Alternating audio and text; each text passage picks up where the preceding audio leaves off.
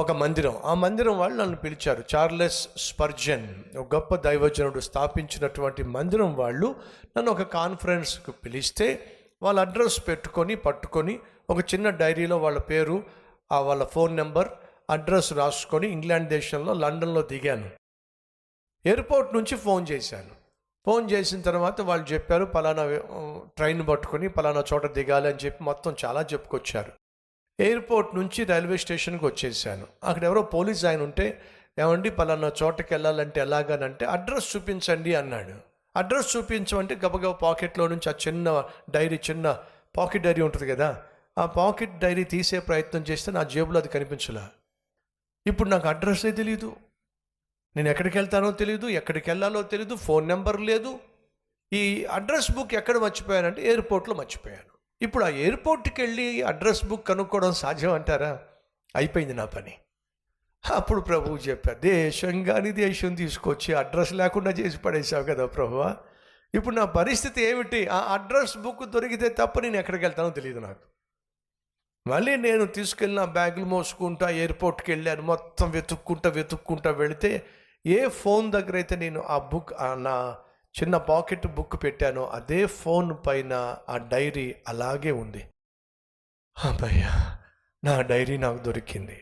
అప్పుడు దేవుడు నాకు చెప్పింది ఏంటి, ఒక పిచ్చోడా, నీ డైరీనే నేను కాపాడగలిగితే ఈ దేశంలో నిన్నెందుకు కాపాడలేనురా నేను? కాబట్టి ఈ పాఠము నీకు నేర్పించడానికే ఆ డైరీ ముచ్చటంతా.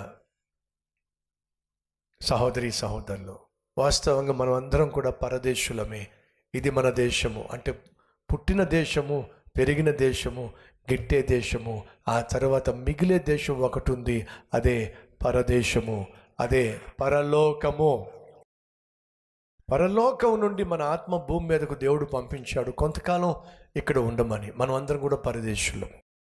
కానీ దయచేసి గమనించండి, పరదేశులమే కానీ అంటే అర్థం ఏమిటి? తల్లికి, తండ్రికి, బిడ్డలకు దూరంగా ఉండే పరిస్థితి వస్తుంది. విదేశాలకు వెళ్ళే పరిస్థితి వస్తుంది. ఇతర రాష్ట్రాలకు వెళ్ళి ఉండాల్సి వస్తుంది, చదువు రీత్యా, ఉద్యోగ రీత్యా. కానీ దౌర్భాగ్యం ఏమిటయ్యా అంటే, ఉద్యోగ రీత్యా, చదువు రీత్యా, వ్యాపార రీత్యా భార్యకు, భర్తకు, బిడ్డలకు, వారి ప్రేమకు, అనురాగానికి, ఆప్యాయతకు, మాటలకు కొంతకాలం దూరంగా ఉండాల్సి వస్తుంది. కానీ ఈరోజు ఇంటిలోనే భర్త ఉంటూ, ఇంటిలోనే భార్య ఉంటూ, ఇంటిలోనే బిడ్డలుంటూ, వారి మాటలకు, వారి ఆప్యాయతకు, వారి అనురాగానికి, వారి ప్రేమకు, మమకారానికి దూరంగా జీవించేటటువంటి పరదేశులు లేరంటారా? ఏమిటి?